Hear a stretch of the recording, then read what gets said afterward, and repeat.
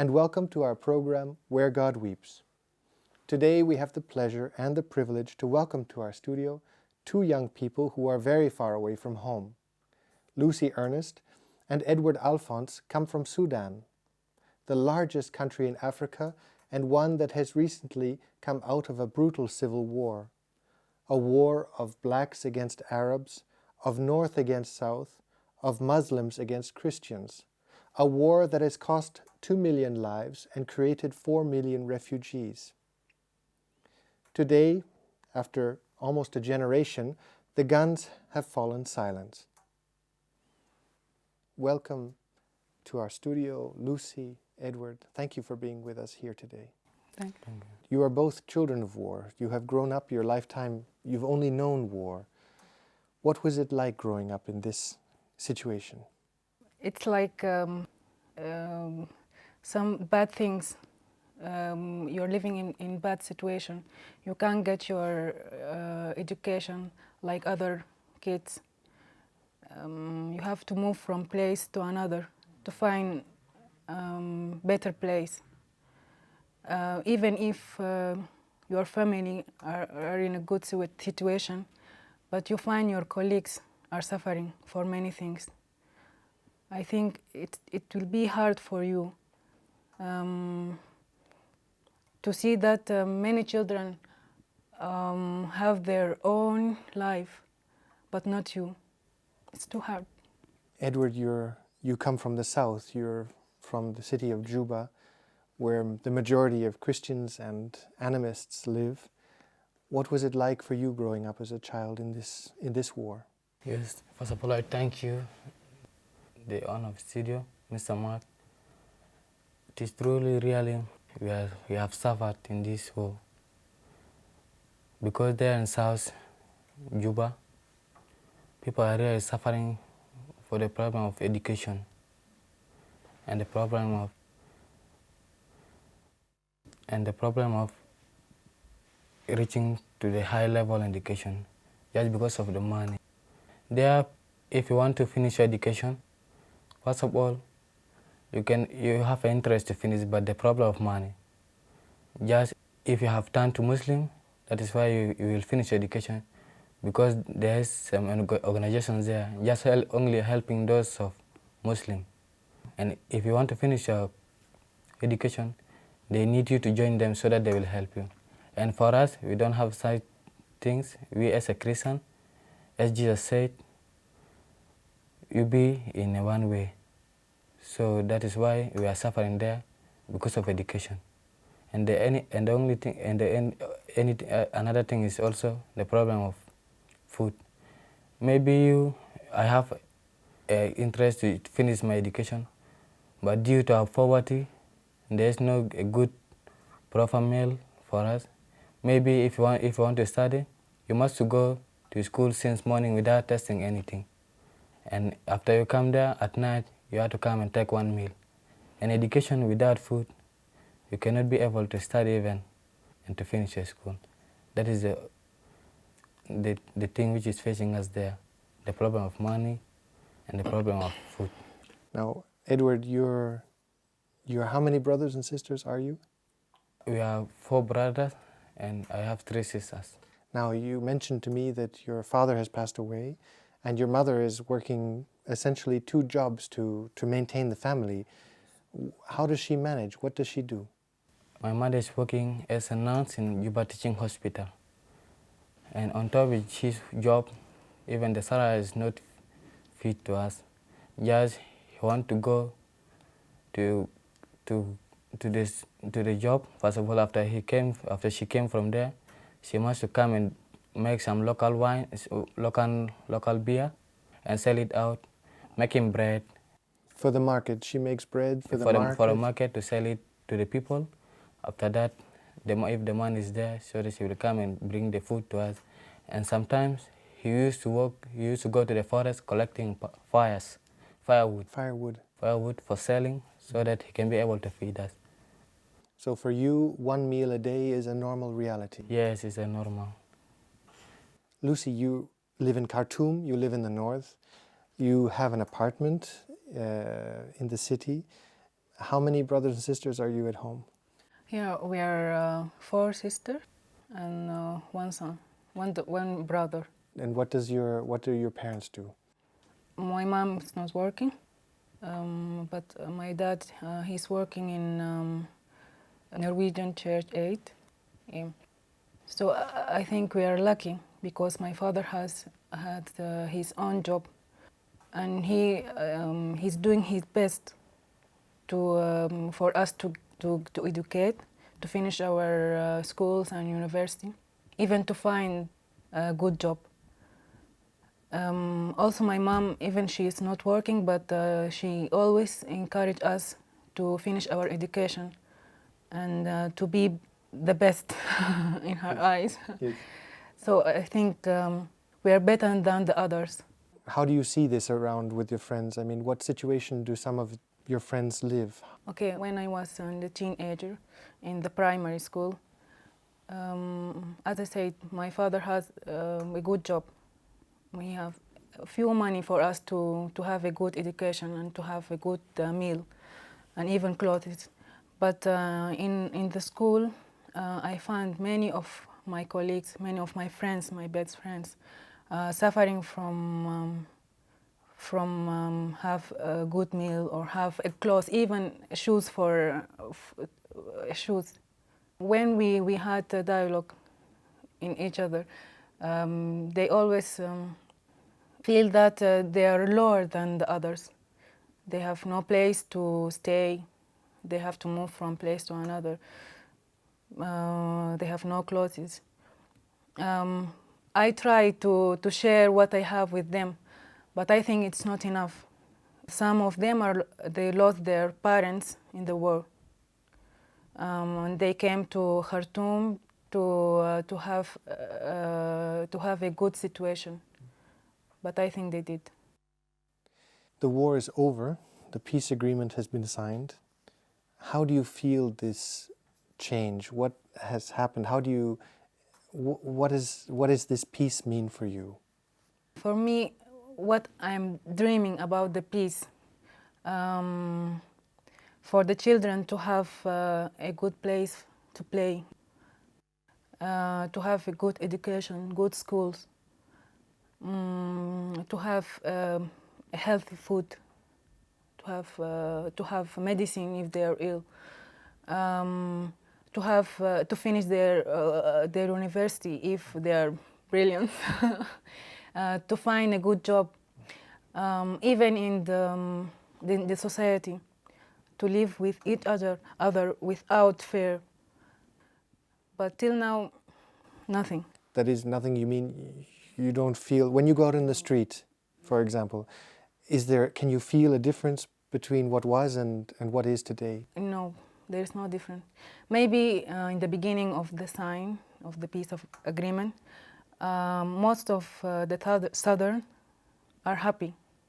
We celebrate with each other, but the north they're not happy. I don't know why.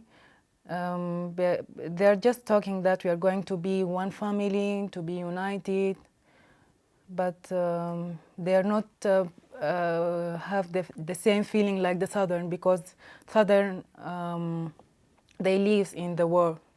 They know what war means. So it will be different to the northern to know what peace means. Did your Arab friends know what was going on during the war? Were they aware of what the suffering of the southerners? Not all of them. Some of them, those who are close to the southern, who have friends from south, they know a bit about the war, or they know what I'm as the southern, what I'm suffering of. But the others, those who don't care what's going on, they don't know. Even when I was in the university, I have many friends of south, of north. When we have any conversation about the southern and the northern, they're just talking that we are one, we are brothers and sisters, but they don't give you the feeling that we are one family. Why not? They think that the Southern are slaves. They are foolish. They can, I don't know what they're thinking of, but even he's your close friend. At the end, you find that there's a difference between you and him. Edward, how did the South live the signing of the peace agreement? What happened? Were there celebrations in the street? It was an extraordinary moment for you after 20 years.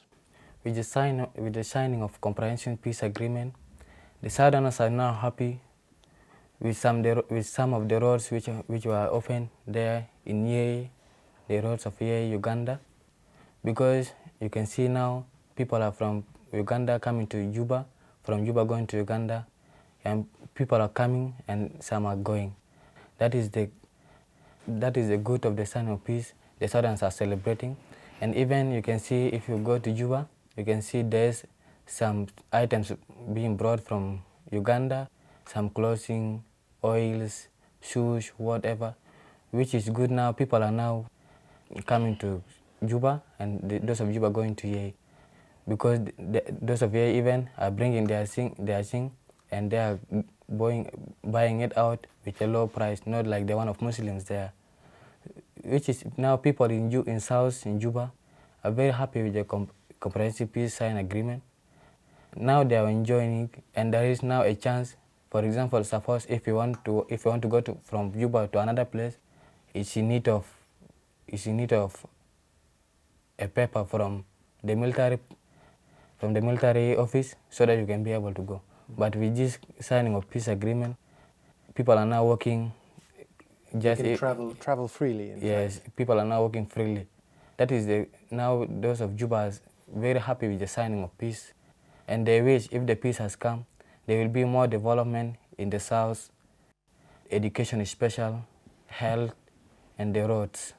I hope now people of Juba are now waiting with all their hearts with the coming of peace. After so much hatred, is peace possible? I think it's possible if we forgive each other.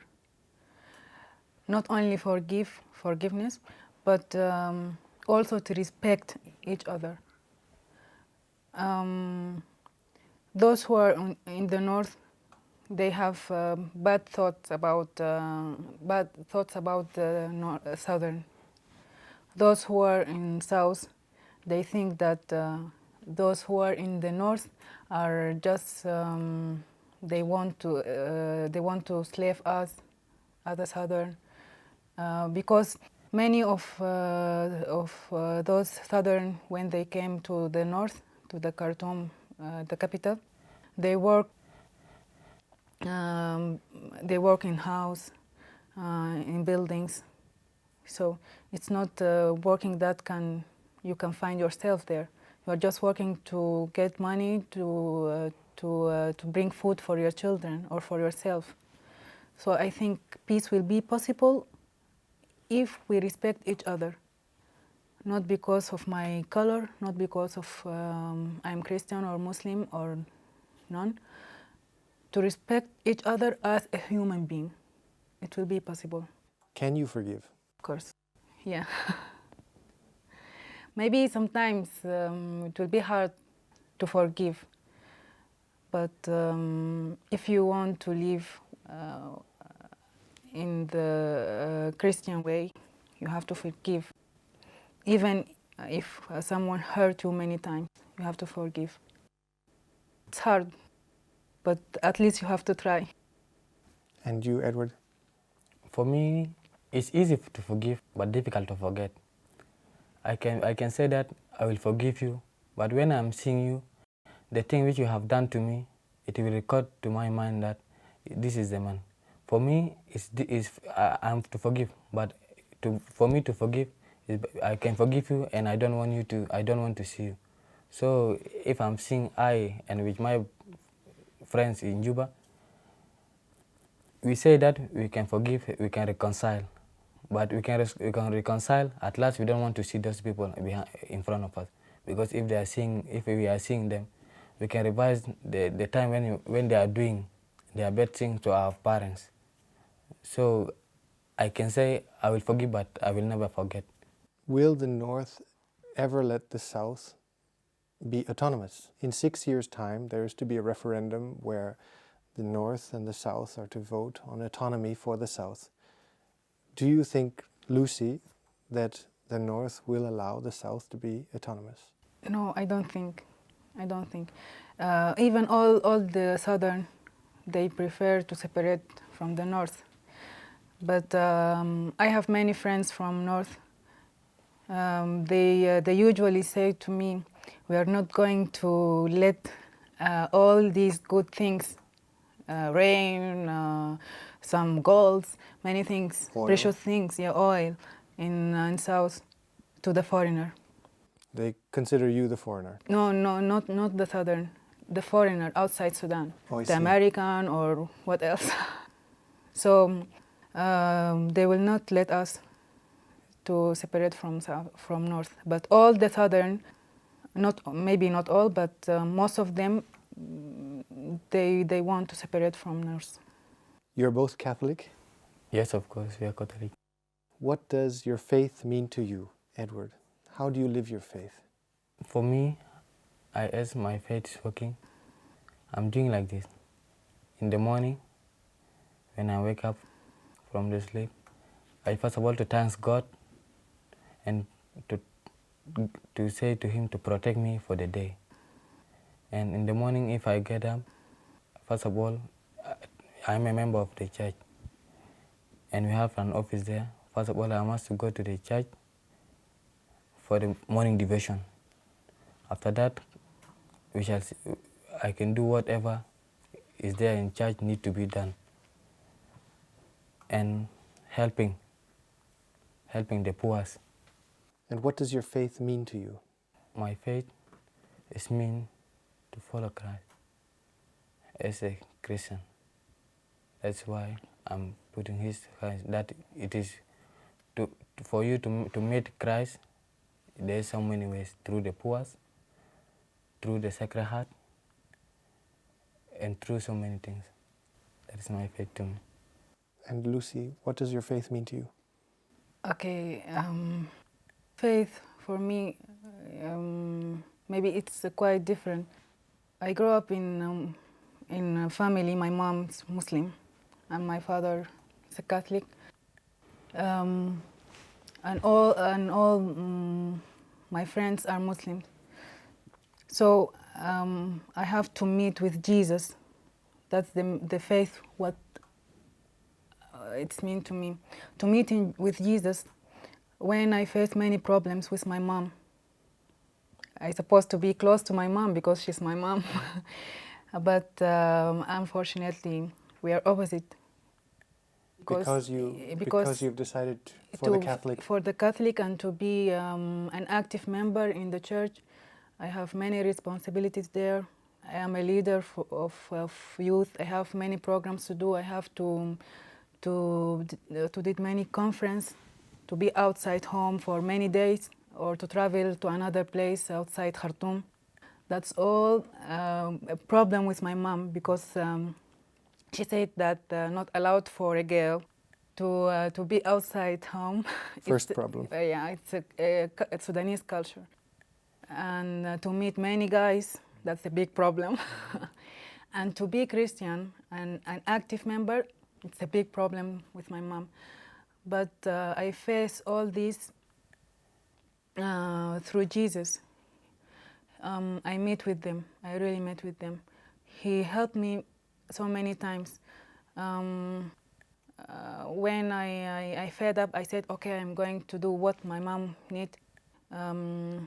Jesus always encouraged me through my parish, through the fathers, through my brothers in the church, through I faced with the problems. He solved me. What point in your life did you decide? Okay, when I was 13 or 14 years old, I have taken a rest, I dreamed about Jesus. He was in the cross and he turned to me and said, my second name is May. He said, May, you're going to follow me. I woke up and my mom said, what's going on?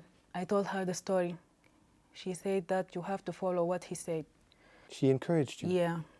Even sometimes we are quarreling about my Christianity, but she's a mom at last. Yes. She encouraged me in what I'm doing. Do you have hope for your country? And what is that hope, Edward? Yes, really, we have hope in our country. And the hope which we have after the signing of peace, I hope it will be a great development, even all over the world, especially in South, the big village in Africa. It's the biggest country in Africa. It's bigger, but now you can see us like a village, because there are some people, and if you want to sleep and you don't have something to build a house, you have to sleep under the tree, or you make a fence and you bring grass on it. You must bring grass on it so that you will sleep. We are sleeping like chickens. At any place you have got under the tree, you have to sleep inside there. But with the coming of peace, and I hope there will be a great development, and donors even from outside to come and donate the children for the education. There is be a great development for the health, because now if you are sick, if you don't have money, you can die because of money. You can be able to go to hospital, but there is no money to buy for you with a medicine. That is a problem which the Sudanese mostly are dying because of the money. If you don't have money and you become sick, you immediately will die. Just now, the Sudanese are praying that the hunger, you cannot die with hunger because there is water, but the problem is the sickness. Do you have friends that have become Muslim for financial or other incentives? Yeah, not close friends, but I know many of them. And why? What happens? Some of them, they said they believe in Quran. They said, but actually, when you become a Muslim, you will find many things you cannot find in a church. In the church, you have to depend on yourself. You have to follow Jesus, but they cannot pay you. But when you become Muslim, you are going to sign your name in a big organization. And if your situation is too bad, they're going to give you few money. They're going to educate your children in Muslim schools. They're going to give you money for a rent, for a house. And they're going to give you a good job. So I think it's a good offer. It's a good offer. Yeah, it's a good offer. Edward and Lucy, you both are studying to be journalists. Why? What is it that is attractive to you about being a journalist? Perhaps Lucy, you can tell us. For me, I studied interior design, and I like it very, very, very much, because I find myself, I draw, I used drawing and painting, and I like to do many things by my own hands. I like it very much, but at the other side, my people, I can't help my people with interior design, because they are still poor and they still have another thing to think about more than interior design. Maybe I can do many things to them with their situation there, but I think I can help them more in the journalism. How? By telling the truth, by showing what they live, what the real fact, what the real things in their place, to make them know what's going on, what they need. I think through the journalism, I can help them more than design. Edward, why did you choose to become a journalist? I have the heart of being a journalist because I want to help our people, especially in Juba there, for the things to know, the things which has happened outside the country, to let them know, and to make a historical program for them, the thing which were happened since before our grandfathers, so that let those who are coming behind come and know through the magazines and the things. So journalism is really a very good job, and I wish to be, as I'm now on a step of going to be, and I wish if I have now fulfilled and I become a real journalist, I will help really my people in Juba. Edward and Lucy, thank you for having been with us today on our program. We pray for Sudan that this peace may last. Thank you, ladies and gentlemen, for having been with us today. And if you want to know more information about the situation of the Catholic Church in Sudan, I would encourage you to look at the contact information at the end of this program. And I look forward to seeing you next time on Where God Weeps.